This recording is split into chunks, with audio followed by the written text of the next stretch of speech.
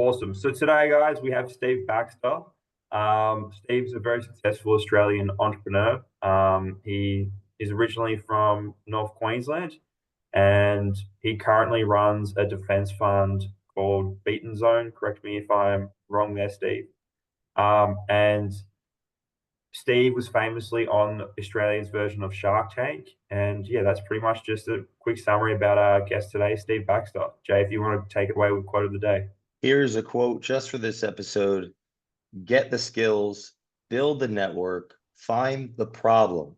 Steve Baxter, our guest today. Steve's culture matters. After a lifetime of getting skills, building networks of investors and entrepreneurs, I'm so excited to talk about the problems and the solutions. So thanks for coming on, Steve, and thanks for making this happen, Aleck. Thanks very much. So, Jay and Alex, that's awesome. Thank you. thanks, Steve. Okay, so first question was, Steve, your high school experience, and can you just summarize what happened in high school and then kind of joining the military and going from there? Yeah, look, I wasn't the most talented student ever, to be honest. So I went to high school in North Rockhampton, Central Queensland coast, beautiful little sort of town on the coast. Did quite well, in Australia, high school goes to year 12. I got to year 10 and did quite well, to be honest. It's called junior, and then after that's called senior. Well, was then, it's called something different now. And I did quite well actually in grade 10, and then grade 11, I don't know, just puberty hit. I went stupid. Just, didn't really, I don't know, just a dumb kid. I was 50, I was quite young. We had no, Queensland until recent years has been renowned for having quite young students. And as a result, I think scholastically, a lot of our results across the border were not the best in the nation. It's only the last sort of 10 years, we've now got a prep year in school. So kids generally start school a year later, which I think you're now seeing sort of a rebalancing of those results. So I don't think that did me any favors because I was quite young. I was quite young in a young cohort anyway. So, just we're dumb. So my grade 11 was pretty bad. At that point in time, every element of the Australian Defence Force had some sort of youth enlistment program, apprenticeship program in general. I suppose I think they're all called apprenticeships across the three services. And I applied to all three services, to be honest. I just wanted to get out of school. I hated it. I wanted to get out of home. I had a good home life. Our parents were great. There was no domestic issues like that. I just didn't like being at home. This is back when homes were like, if you had an inside toilet, you were pretty special, if you know what I mean. Still inside toilets in pretty suburban areas, to be honest. So there's still lots of thunder boxes outside. And we had a good house, but it was just a small house, and I think half the reason kids stay at home too long nowadays is the bloody homes are too comfortable. But so I ended up being accepted in the Air Force rejected me, and the Army accepted me. I was taking the first one and accepted me. I didn't really care. I applied to all three services. Wow. So the Army took me, which is probably my preference anyway. And the following January, I was down in, signed up. So what's worse than recruiting a 15-year-old? Signing a 9-year contract when you're 15. So listed for 9 years. Following January, I was down in Northern Victoria. The story, when you get off the bus, you realise you made a pretty big mistake at that point in time. But overall, I quite enjoyed it. But I'm not the world's best student, which is weird because when you look back now, I really did enjoy study. I ended up doing some part-time study, and I'm disappointed I didn't. Anyway, I was just dumb, right? Dumb and immature. As the young Steve, kid. a lot of our listeners might not know this, but you started and sold 2 businesses. You've been a part of dozens and dozens and dozens, massively successful. You're saying you didn't finish school. Many of our listeners are founders or in that, or not necessarily academically inclined or weren't. So what would be your advice to someone that can resonate with that personally, that story, but they haven't hit their tipping point yet, Yeah, look, didn't finish. I failed 4 out of 6 subjects in my last year. Very much so didn't finish, to be honest. But I didn't either. I never did either. So it shouldn't be a plan. I mean, where are you in the US? Where are you, Jay? Yes, sir. We live in Florida. And no, it's lovely. Yeah, cool. I was down in Mar-a-Lago last year. It was lovely. Look, yeah, we probably live both in pretty lucky countries where, your plan A should be to complete your education, but if it happens to be your plan B because you stuff up plan A, it's not too bad. You can get back to it later on, to be honest. Or your Yeah. plan B can be, my plan B was entrepreneurship.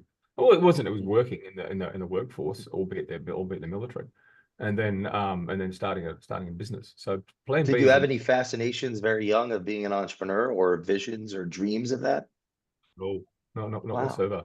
I just saw an opportunity at the time, I think, to be truthful. So uh was there a deeper question I'm answering here, Joe? I can't remember now.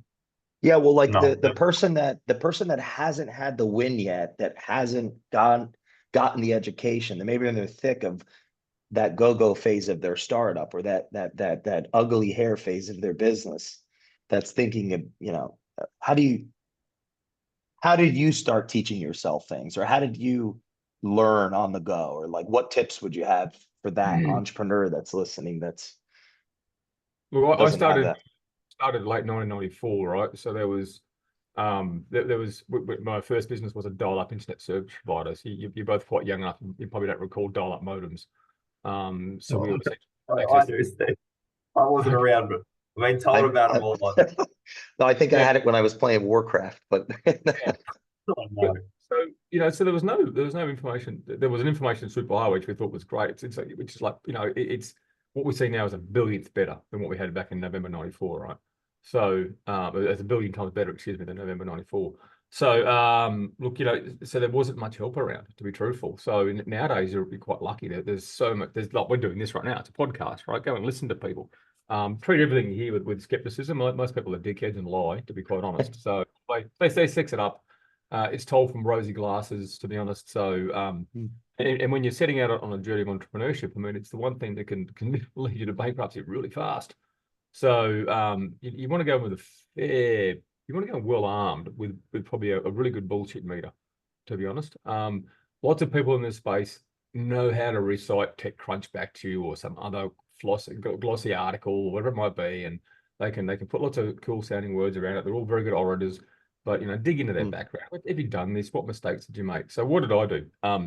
I made mistakes. I was just lucky none were big enough to kill us, to be honest. So Yep. I was also very lucky that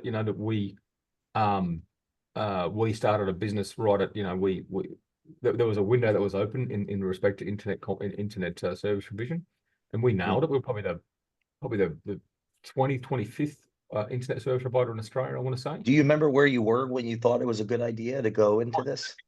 Exactly where I was, to be honest. I was going to this perverse user group meeting. So I was a soldier.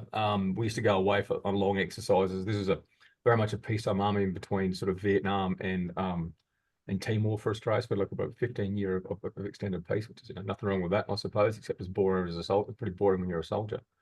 So we'd go on long exercises, and you couldn't take enough books to read, literally, because back then there was, we had these things called books we made from dead trees. If you young people don't understand what they are. But if you're away for like 4 to 8 months, that's a lot of books you got to take, right? So I enlisted in part-time university. So I managed to sign up despite of my lack of scholastic achievements. They took me a computer science, essentially, or what became computer science. Started as a mathematics degree, mathematics brackets computing. And then they had this perverse subject called Unix. And I downloaded this thing called Linux from a bulletin board system. Went to a local Linux users group, and for the first time I actually looked over someone's shoulder and they'd actually gotten X Windows compiled and running. This is how dark these days are, right? Back in the early days of Linux, the graphical system called X Windows had a habit of destroying monitors if you've got the refresh ratings. Like literally would actually shatter monitors. So Wow. you did this at trepidation. And I remember, watching over someone's shoulder as they got the Windows system booted up, and they got a very old Mosaic was the browser at the time. It wasn't even Netscape. It grew into be Netscape eventually. And I've been thinking to myself, holy hell! You could instantly see the world was going to change. You knew so quickly that what could happen over this really easy to use interface as opposed to various bulletin board windowing systems and other shit that was around.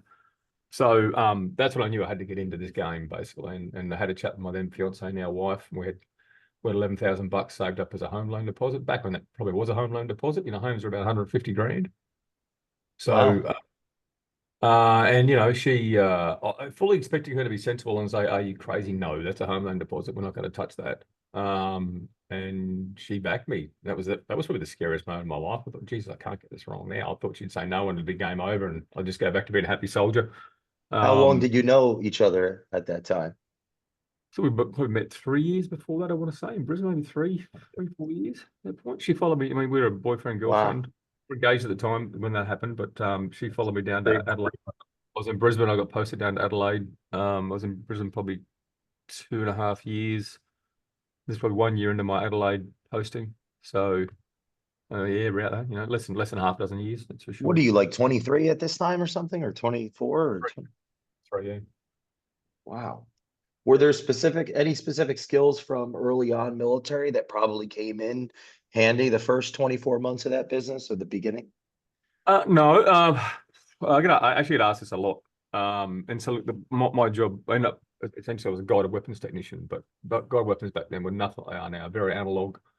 Literally, but the main system I worked on was actually controlled by a 1957 UK analog traffic light computer. So, you know, if you see all the good system, don't get me wrong, bloody good system, but you know, it just proves you don't need the most up-to-date shit to shoot down a plane, I suppose. Wow. So, you know, very little of that was translatable through. There was nothing digital. We did it all. I mean, I did digital subjects, but there was very little digital equipment inside the armed services at that point in time. So, you know, one thing I suppose is they had a very big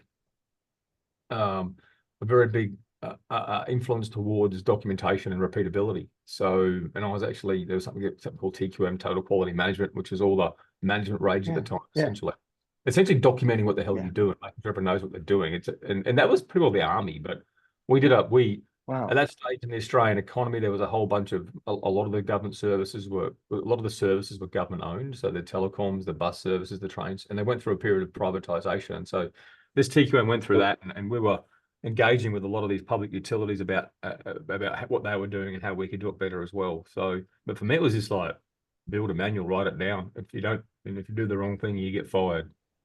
To me, it was, well, you give them 3 strikes, unfortunately. Our employment law requires 3 strikes typically, but you know, on your 3rd strike, you're gone. Right? If you get 1 strike, you're going to get the 2nd one pretty fast, and the 3rd one's going to come the next day, as far as I'm concerned.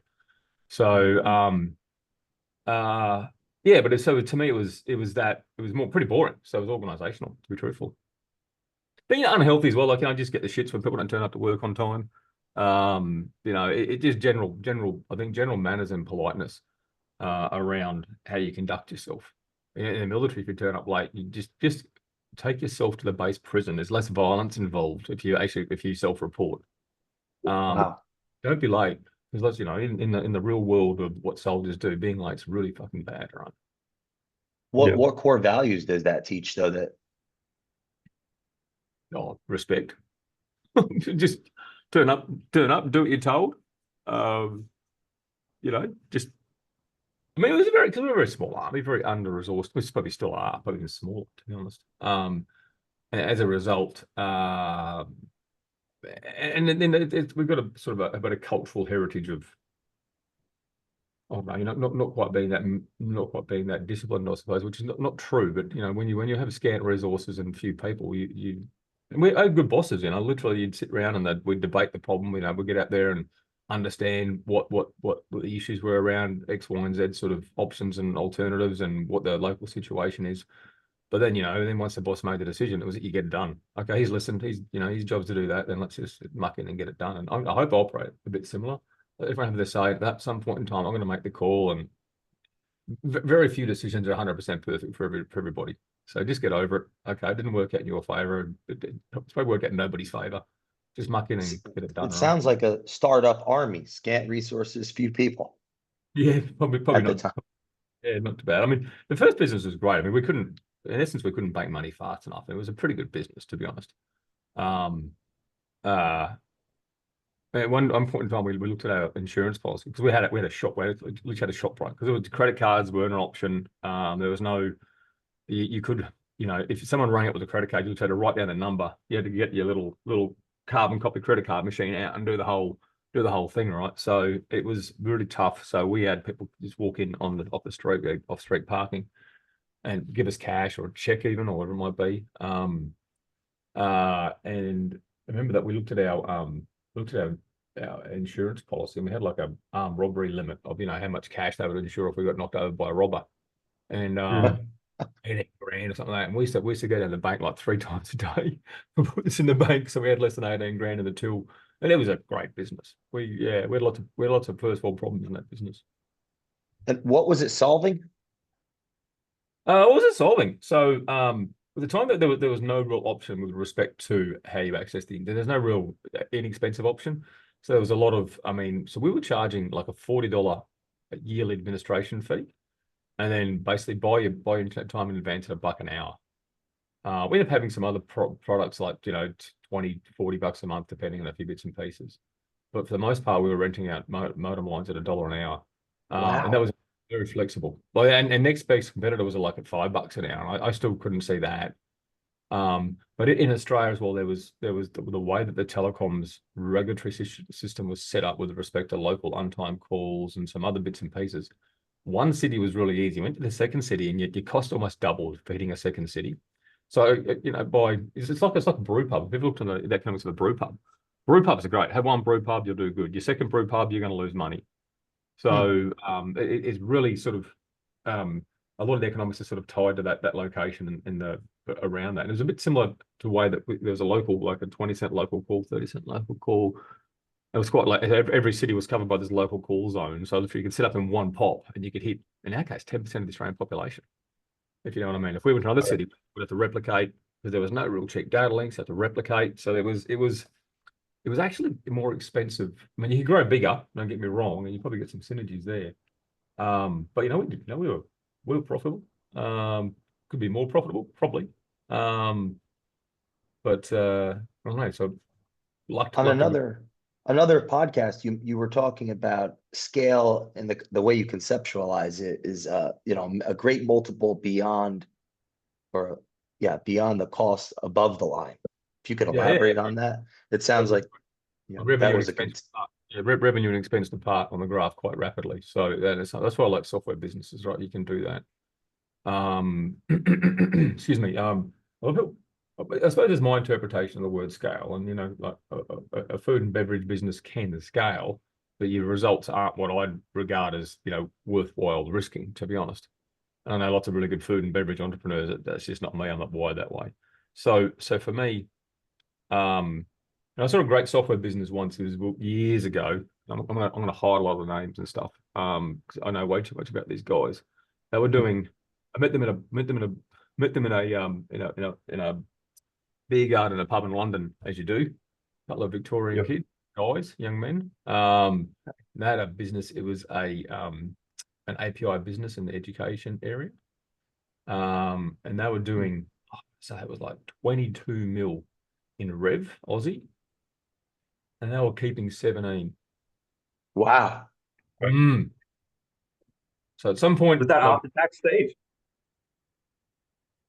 Pretty sure we're talking cash, so it's probably not an EBITDA number, I'm guessing, if it's software. Okay. It was the beers involved too, so you know, my details may be slightly inaccurate, but you know, I may have embellished them over time, but the ratios would be about the same, to be honest. But yeah, I'm like, well, that's, and actually at that same time, I actually met other guys who were a bit older, actually. Not that that's an issue, but they had a software solution.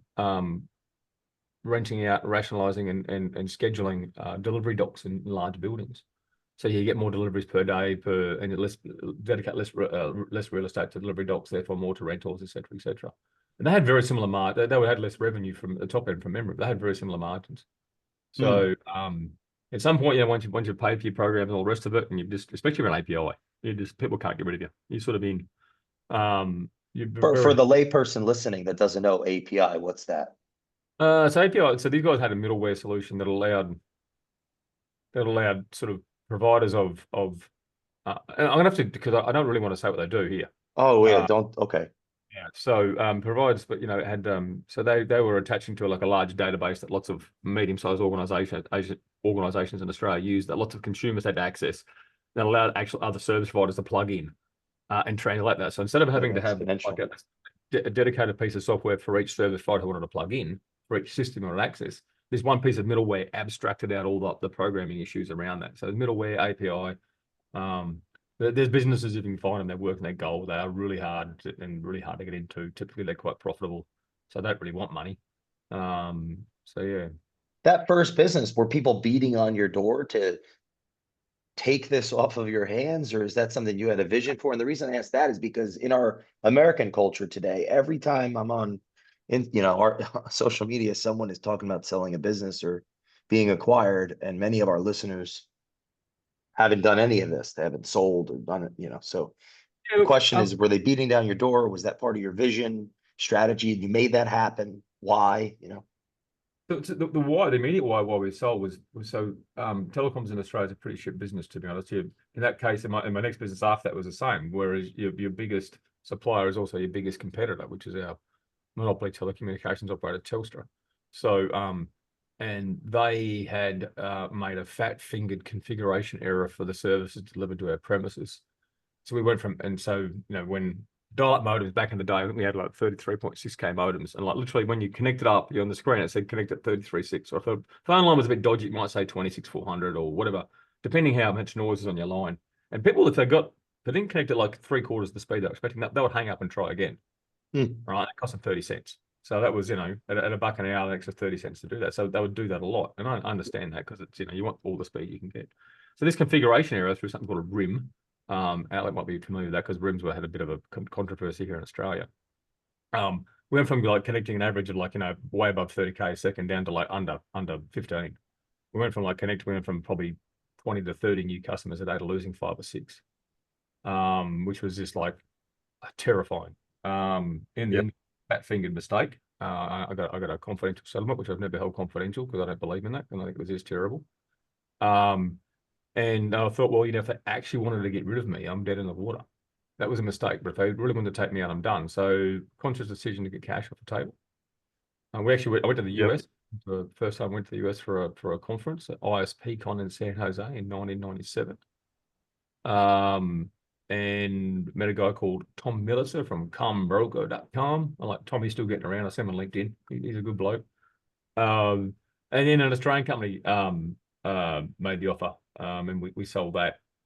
We got all cash though, which is nice. So it was just prior to .com boom, version 1. Yep. And we were derided as not making as much as a lot of other people did. We didn't really tell people what we made out of that, but people were selling for like 5 to 10x what we sold for, but for stock, escrowed stock, and within 6 months of that, basically it was worth a penny in the dollar. So no, I didn't know. I just knew there was inherent risk in actually taking equity that was escrowed, and I didn't want that at all. So as a result, cash you get less, but cash is worth more than some future value of a stock you might never be able to sell. Yep. Okay. So then from there, did you have a break for a few years, and then what did you do after that? No, that was the plan. So moved back to. We actually sold it over 2 tranches over a year, but long, about a year. Excuse me. Moved back to Brisbane. That was in South Australia and Adelaide, so right at the bottom of Australia in the middle. Moved back up to Brisbane where I am now, which is on the east coast. No. And then met up with an old schoolmate, and we started a wholesale version of. We started a wholesale business in telecoms. So the last business was definitely retail. This one was we were selling services to ISPs and to carriers, in order to, in many cases, to route around the Telstra issue, I suppose, because they charge quite a large impost to do business, and there was and if you could cooperate with your competitors, you could get around that cost. Unfortunately, none of these guys could cooperate with their competitors, so we became that middleman, exchange in the middle. With a network version of a check clearinghouse, if that makes any sense. So we used to describe ourselves that way. And then we stood in the middle and arbitrated the connections and the commerce and took our cut, really, I suppose. And then we did other stuff. We ended up building metro fiber networks. So we were probably Australia's 3rd largest operator of a metro fiber network.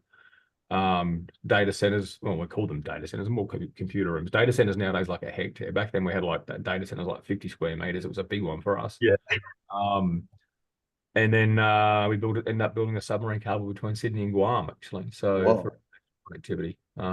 We listed that business in 2005 on the Australian Stock Exchange and sold that in 2010. Yeah. So who was the friend from high school, or who was the friend from school? Yeah, it was a chap called Bevan Slattery. He's gone on to be quite a celebrated entrepreneur here in Australia. He's done quite a few other bits and pieces.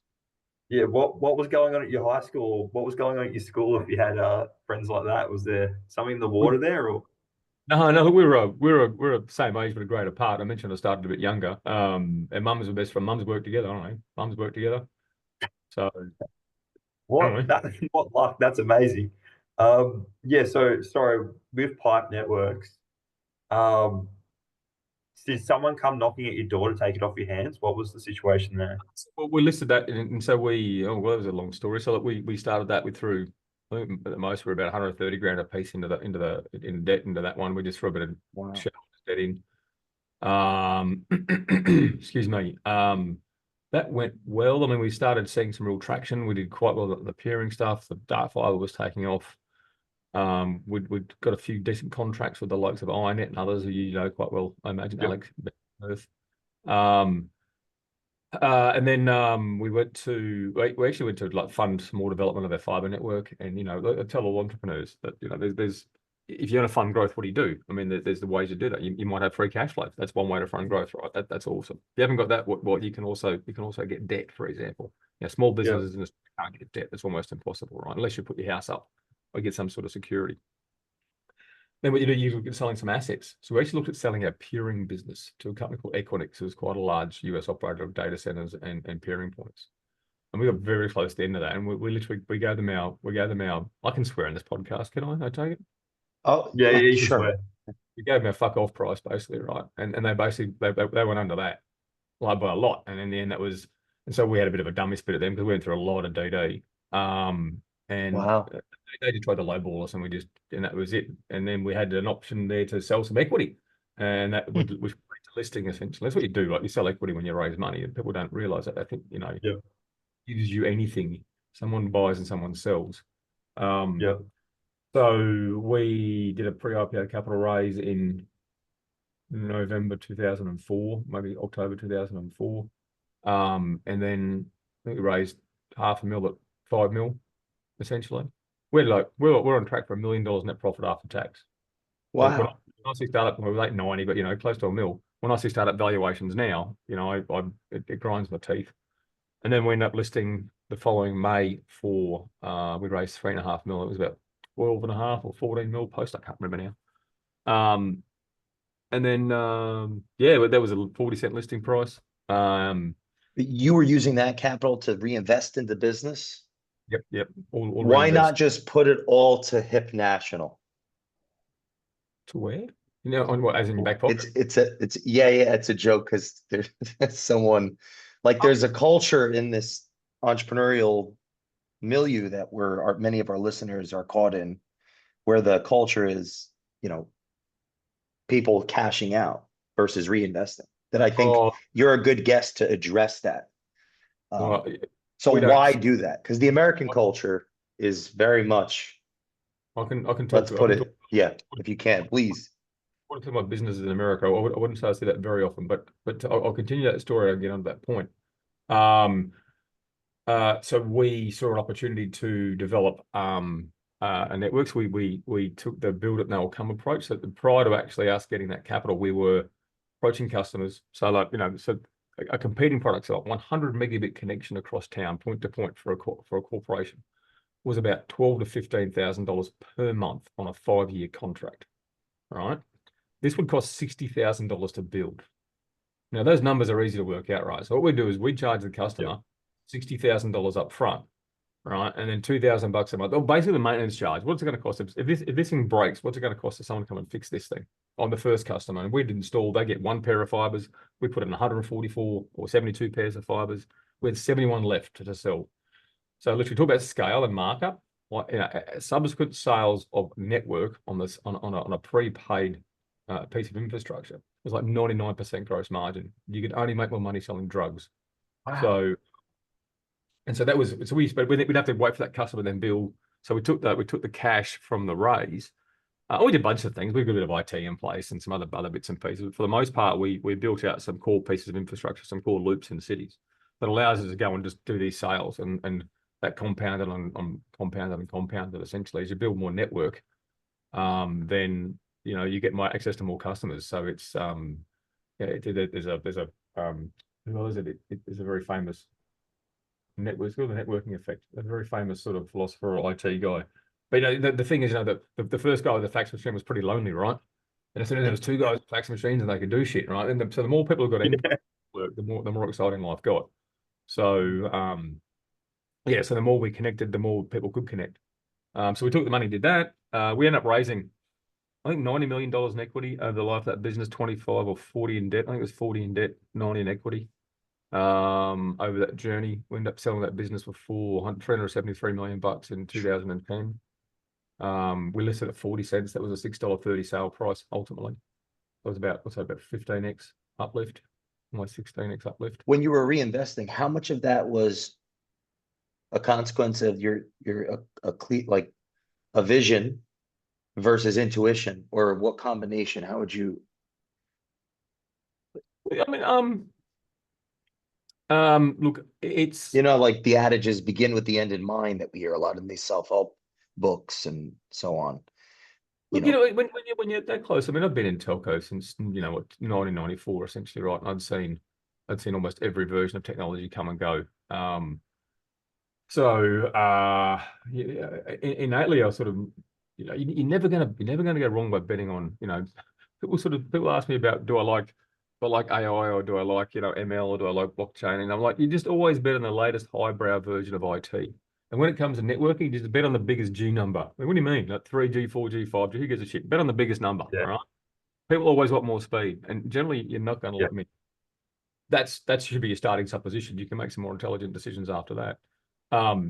So for me, it's like people just need more bandwidth. Especially our competitors were, and we knew our competitors couldn't meet us because they'd have to actually crawl their entire product list because everything was set. You know, they're ex-monopolists or current monopolists essentially. So we were competing against Telstra here and Optus was owned by Singtel, for Christ's sake. So it was a monopoly in Singapore. So they had this stupid monopoly mindset when they went and did things. Or Double APT, who was owned by Telecom New Zealand. So I had all these monopolist mindsets that were in the mix, and so they just didn't get it. They had a what I'd call a pain point down approach to products, whereas we had a cost point up. They sit there and go like, "Hey, Telstra charges $14,000 a month. Let's charge 13." And we'll go, well, wait a sec, this only costs like $400 a month to operate. Let's charge $2,000. You know what I mean, it was Undercut. and when you start to understand the capacity of the fiber cable and the capacity of the network, then it's just, you know, it's never a risk. It's like when you sort of inanely know how a market works and how you're playing into the dysfunction of the larger players, then I don't know, it's a tough one that because it was just made sense. Was that 6 years of 80 hours a week, 100 hours a week, or was it 2 years of that 100 hours and 3 years of, you know what I'm saying? We started in 2001, so ended up selling in 2000. I mean, it settled in 2010, but it was pretty well over late 2009. I'd actually 8 left. years. Yeah, I'd actually left as a full-time executive in 2008 and worked at Google in California for a year. So I was still on the board. I was operating out of Mountain View, California, building, you know, big thick fiber networks between the top secret data centers, basically. Probably the most professionally disappointing 12 months of my life, to be honest. It felt like I sucked out of the. I've never seen a worse place to work. They're just professional, do nothing, lazy people. Steve, first time you saw woke culture? Look, I didn't know it was woke. I mean, it wasn't that bad. It wasn't as bad as it ended up being, to be honest. There was someone left back then. I mean, Interesting. You know, way more center left than right now. I'm probably, you know, center right, you know, deep conservative almost, at least economically conservative, not so much socially. I don't know What were the core values? Like if you were to recollect when you were watching the people, your coworkers work, what core values did they act out? Not the ones they talked about, but what did they act out? Oh, lazy. Really? Exceptionally lazy. I mean, I remember the first time I experienced like work from home Friday. So what do you work from home for? What do you? I mean, I'm an entrepreneur. I went to the restaurants there 3 times in 12 months.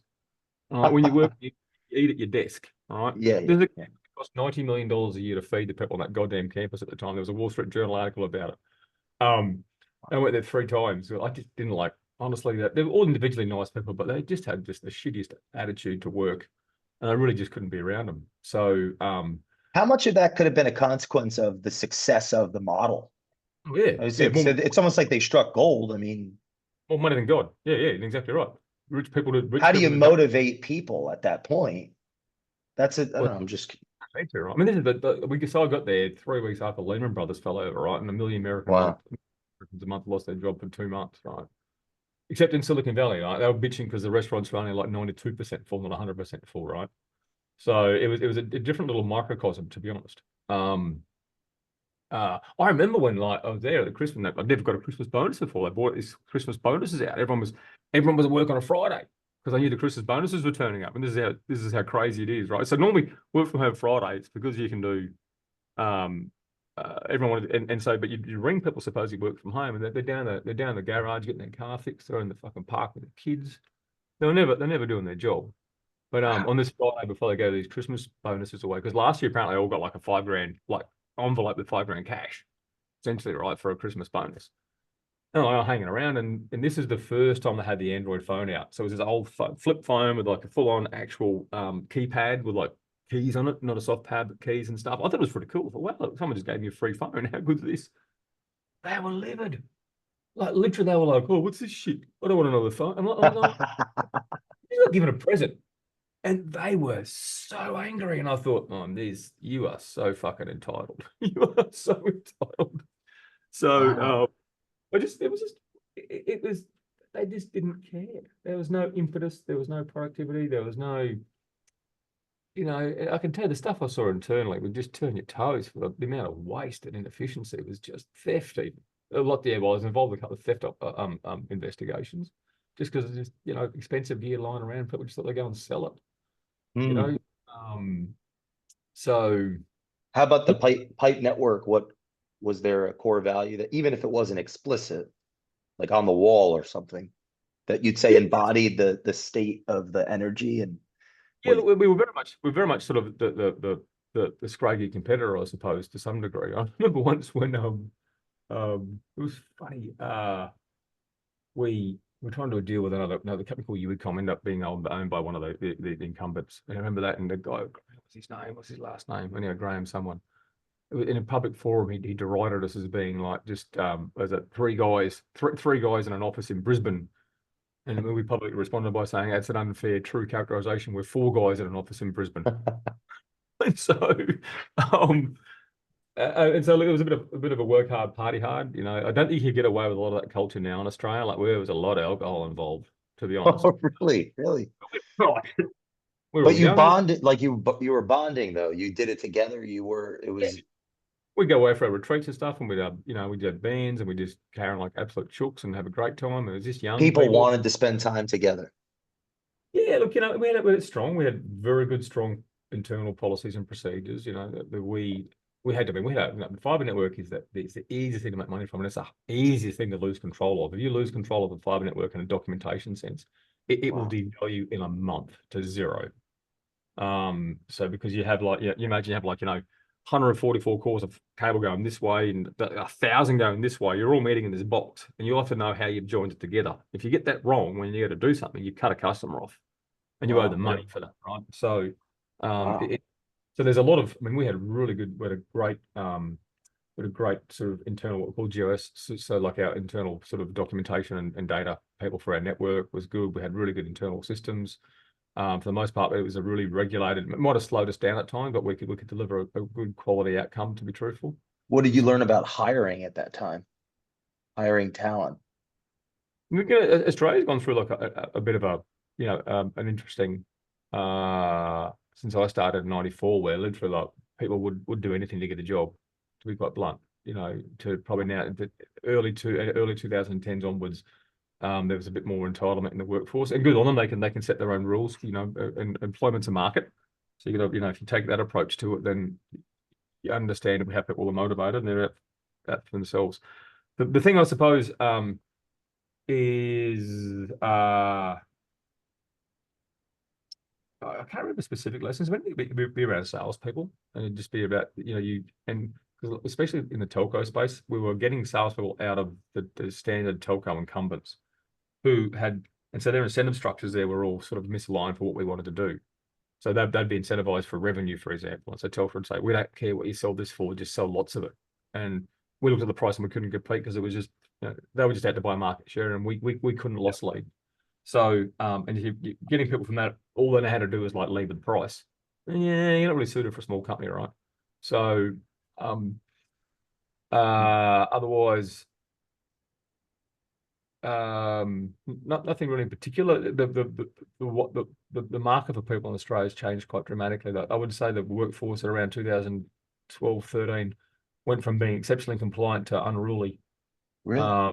So the bosses had a lot more pricing power before then, I think personally, and that's changed quite a bit. In what way?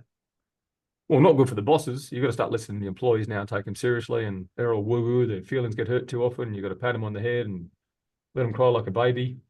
Not quite that bad. So something similar is happening in Australia to, I'm sorry, America, or Australia to America. I'm looking through an American lens. It's a similar phenomenon taking place in the younger generation, or that look, disconnect. And it's sort of good, the fact that, and it's great that we can pay our young people more, and they've got these amazing sort of options for employment as well, right? So one part of me as a boss is like annoyed, and the other part of me as a dad and a citizen's really happy. So we've also gone through like Australia is there's a what's the book called, Aleck? Is it The Lucky Country? That changed? Yeah, The Lucky Country. Lucky Country is a book that for people to understand a little bit how Australia works. Part of that, it comes to the saying that Australia's ridden on the sheep's back. This is back in the 50s when we had a massive agricultural sector and wool was the commodity, right? And as a result, we had lazy policy everywhere because no matter what we did, if we got it wrong, we could always sort of bounce back to this amazing part of our economy. We've probably since the mid-2000s, we've had that with resources. Now, we are the world's goddamn best miners. We are freaking awesome miners. I mean, where Alex is at least in the northwest of his state up in Western Australia with Forrest and Reinhardt and crew, or Hancock Prospecting and Forrest. They went from like mining iron ore at like up $90 a ton to get it out of the ground to like $12 a ton through automation and technology.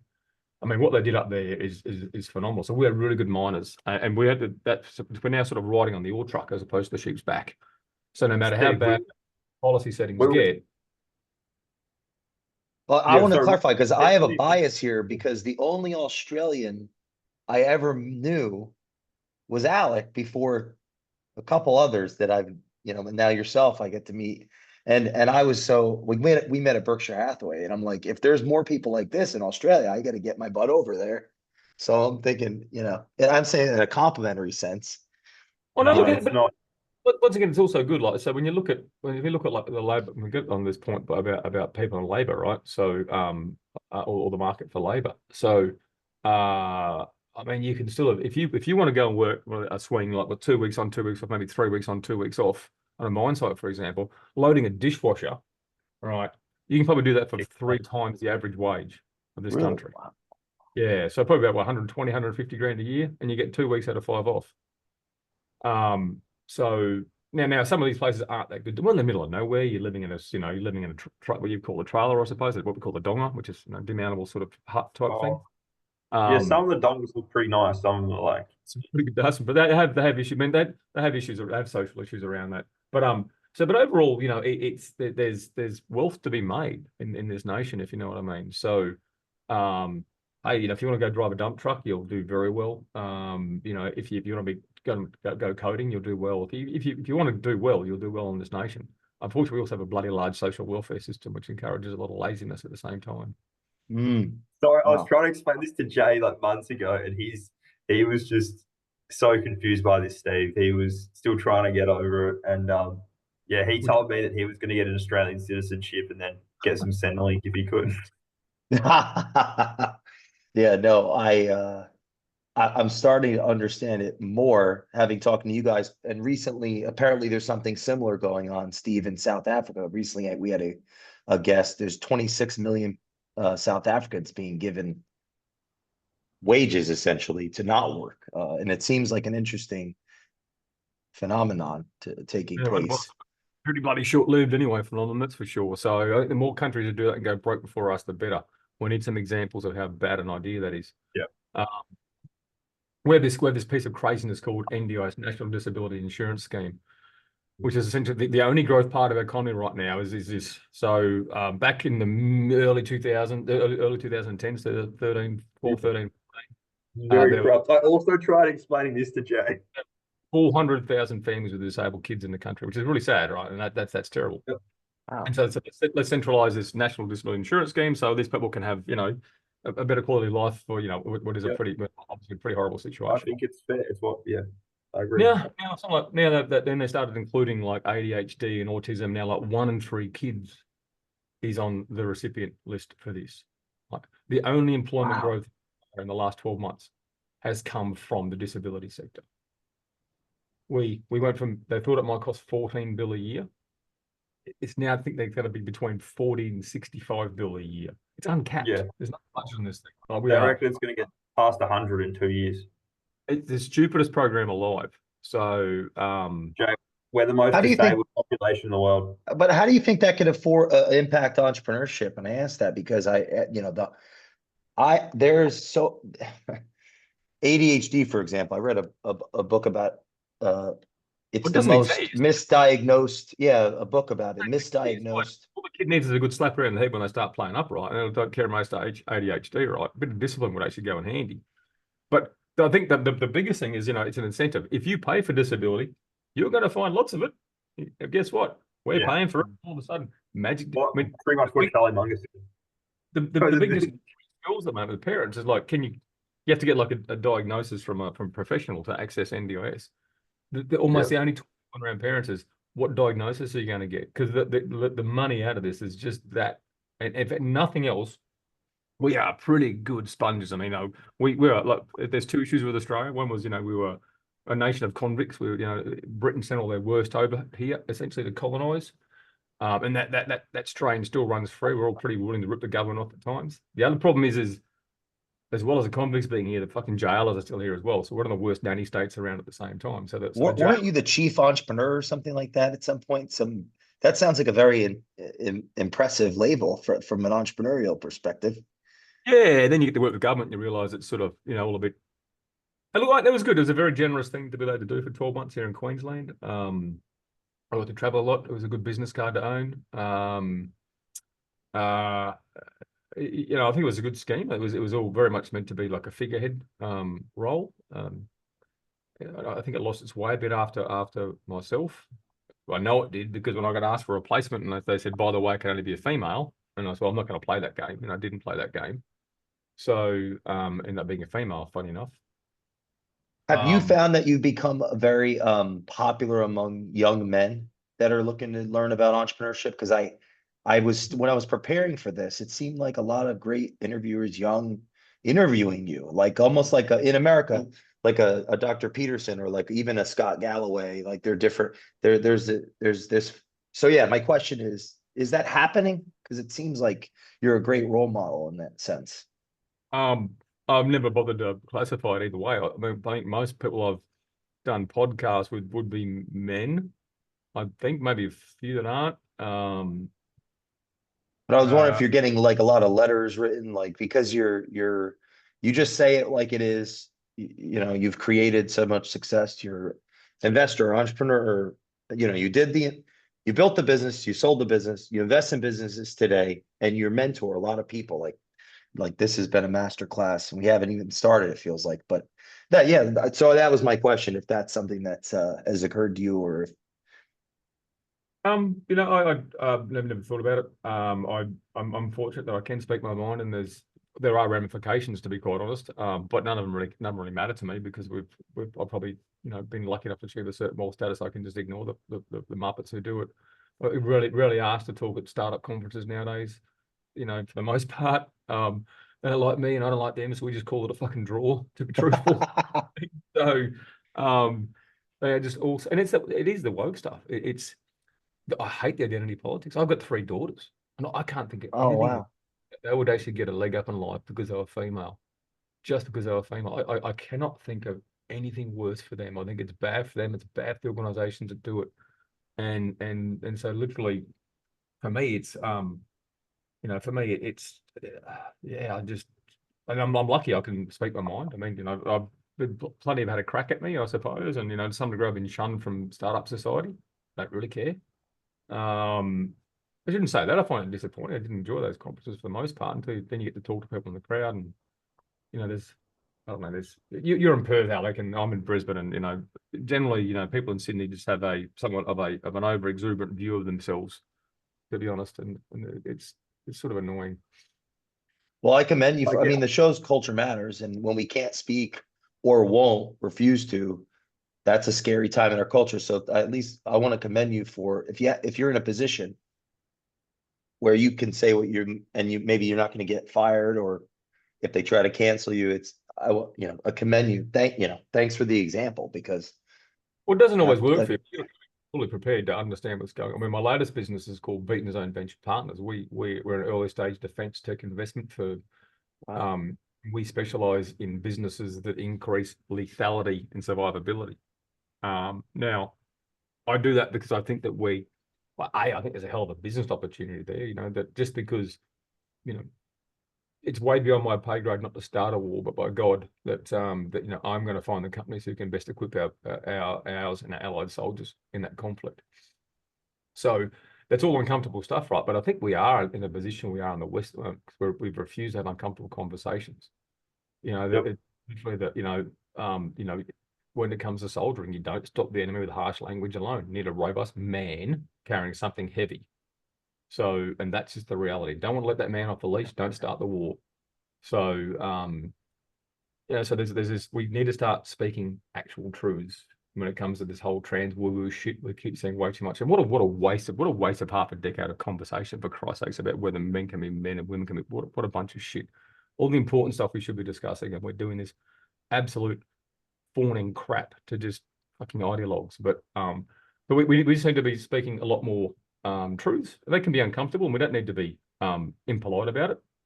Maybe except for the trans woo-woos, so I don't like them at all. But and I don't like them because they insist my kids lie. So I've got like a pair of 8-year-olds and an 11-year-old, and when their kids are growing up, they explore the world, and they do it through words, and they'll do it through lies and bullshit too, right? As they test the boundaries of everyone around them. And so not getting your kids to lie is a really fucking tough thing. And it just requires constant discipline. Do the right thing. Don't lie, right? And then to literally have like an authority figure they trust, like a teacher, when they look at a boy, he goes, oh, it's a boy, that's a girl. You have to repeat that's a girl. So you have to institutionally tell that young developing mind, no, you're wrong. What you see with the lying eyes isn't correct. That's just fucking wrong. And to me, that was my breaking point of this whole. Okay, be polite. They're just dressing up. Who gives a shit? No, they're insisting the rest of us tell absolute lies, and that's a road to hell. Alec, I know you wanted to ask about some circumstances that are surrounding China and ships and. Yeah, I did want to get back to. I don't think we touched on what Steve's currently doing today. So, Steve, how did you get roped into what you're currently doing today, or how did you get to where you are now? And Steve, I want to respect your time. This is probably our last questions.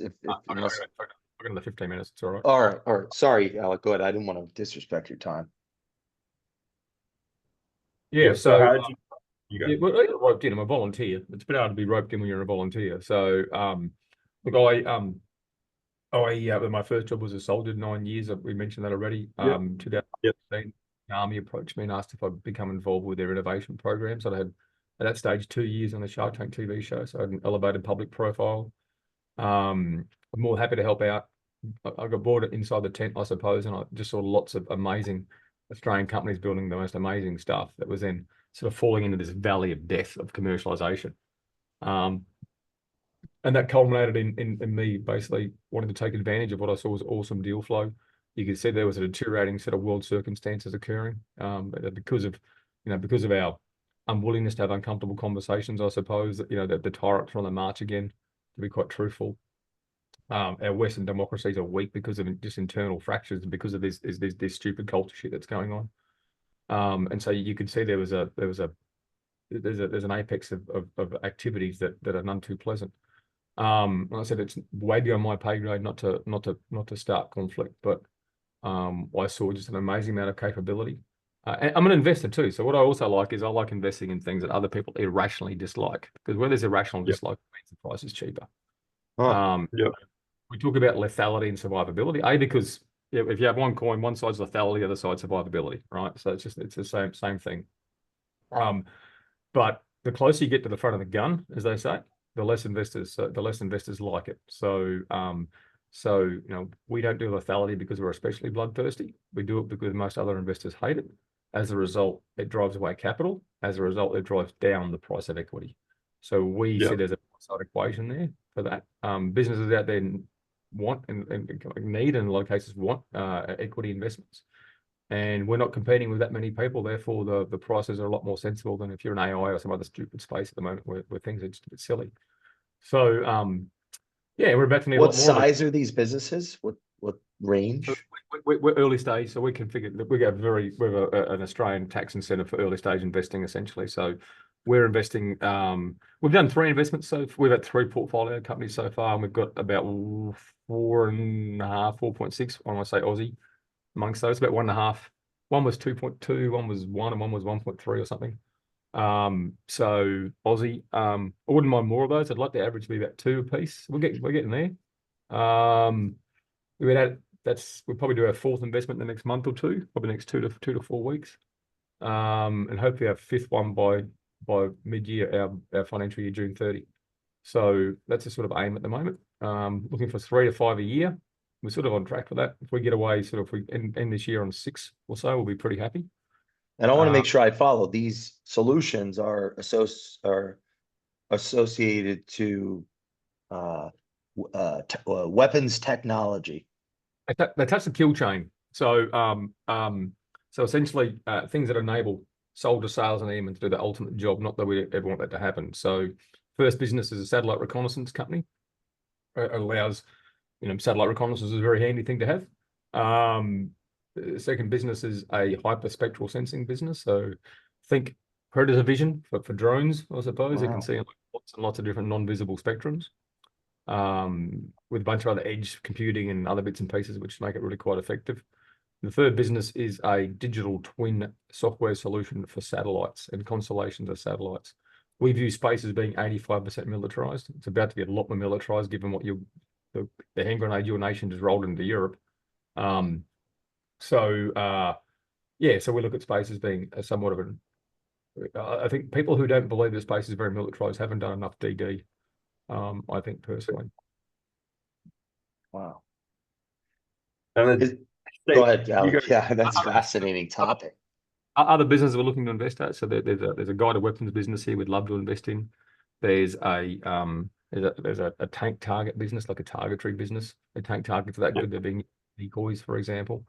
So that's there's a gas mask canister business for soldiers to withstand chemical warfare, which the Russians disgracefully use. Is it true that many technologies that we take for granted as a society are actually lagging outcomes of the defense budgets of the world? Like if there was a hierarchy, money flows to the top with weapons technology, and then eventually it trickles down to things that we like. I was watching a 60 Minutes documentary the other day of the chips in our phones and whatnot, the different minerals, things we take for granted every day, but it starts with weapon technology and it flows down. Is that true or a myth? It's 100% true. Typically no other organizations have the patience or the capital to actually develop long run technologies. At the moment, the big race is quantum, for example, whether it'll get there. That's definitely driven by a military outcome, regardless of what anybody says. Positioning is very important there. Quantum sensors will be quite huge. Quantum cryptography, massive at the same time. So DARPA was responsible for the GPS network, for example. So it was it was responsible for funding it, I should say. So how familiar are you with the MAD, the mutually assured destruction, the 20th century philosophy of defense? Is that part of your driving philosophy in some sense? Or well, no, I prefer we keep the hell away from weapons of mass destruction. I think there's no fucking second play in there, personally. And as a context, I think it led to quite a peaceful, 50, 60 years, I want to say.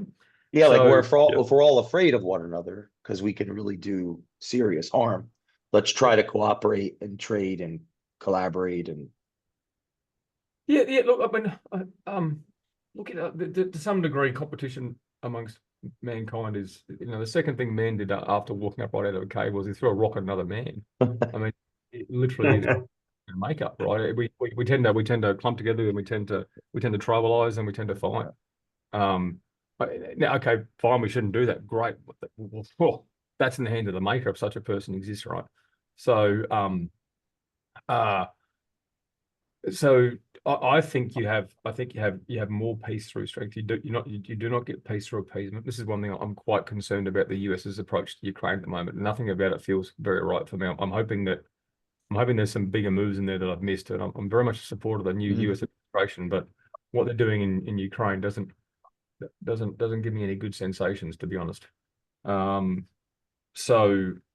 don't get peace through appeasement. You don't get peace. You can have peace. The very famous Reagan speech. You can have peace tomorrow if you want it. You just have to surrender. So peace will come straight away. And yes, you can live on your knees as opposed to die on your feet. But there are choices to be made in life, right? And that's the realities we're all about to face, right? We've been drunk on peace, and holiday from history is over. We've got to get back into it. How important has it been in your investment journey to pay attention to the macro of the in your, and how, how does that influence your thinking, if at all, or when you're making these partnerships with entrepreneurs around these Look, until the defense stuff, not much. So, with the macro in a tech sense, yes. I mentioned before, bet on the highest speed, bet on the fastest compute, and you're probably not going to go wrong.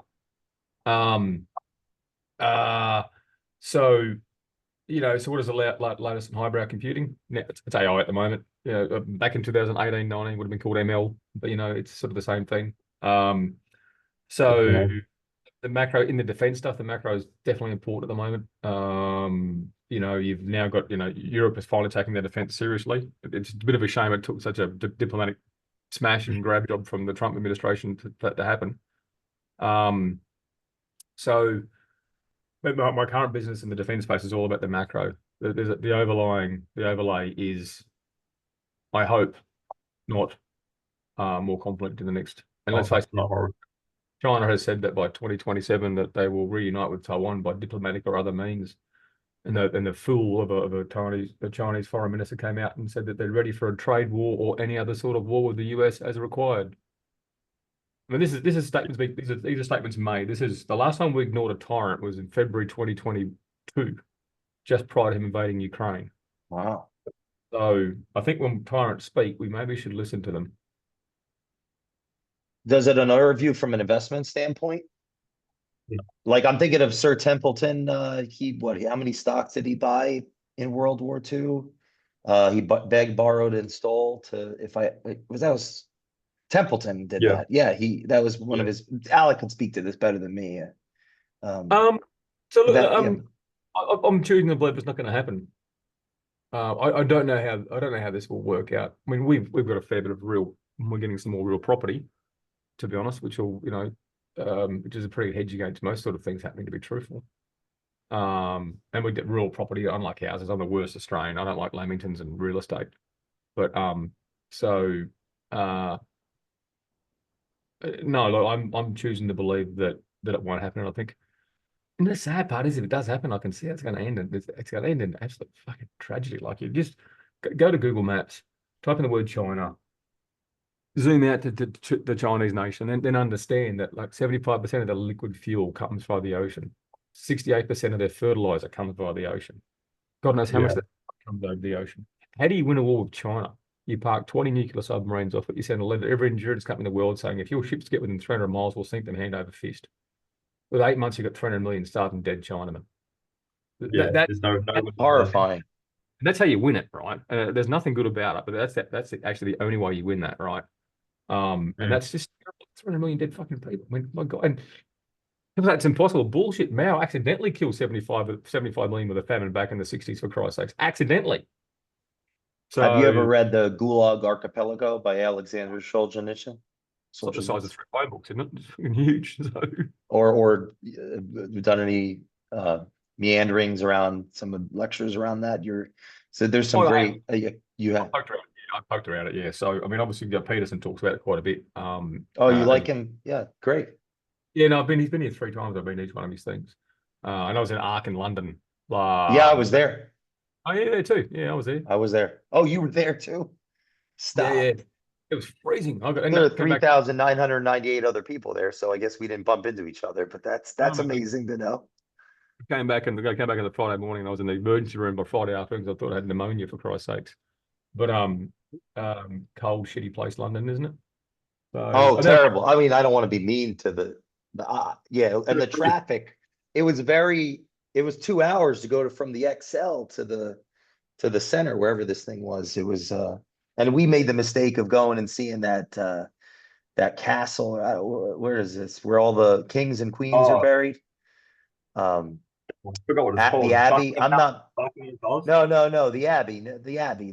Westminster Abbey. Yes, sir. Yes. And that, I was listening to an audio book, so it was proof. I love London. It's quite. I mean, I just prefer to go there in the summer. I think, to be honest. So, it was pretty cold and shitty. I mean, I went to the countryside. Went up to Norfolk on the weekend, and we got snowed on. And like, oh fuck. Hey, what did you think about Eric Weinstein's speech at ARC? Did you see that? And I asked because I tried to find it on YouTube, and something tells me he didn't want anyone recording it. But I don't know if you were sitting for the Weinstein. I find him to be a bit too cynical for me, Eric. To be honest, I'm not a huge fan of him. So, well, that's why I asked, because his talk was intense, to say the least. I didn't like. I was there for the last one. And went this one as well. I have to admit that I don't know if I go to the next one. It's very religious. It's like exceptionally religious, right? Oh, they mean art. Yeah. Which animal are you? I'm a sloth. You take two animals per get it. Noah's Ark. There's 2 animals per. That's the ark. It's ARC, but there's quite literal metaphor of Noah's Ark. I mean, that is where it is going. Yes, sir. There's a religious undertone.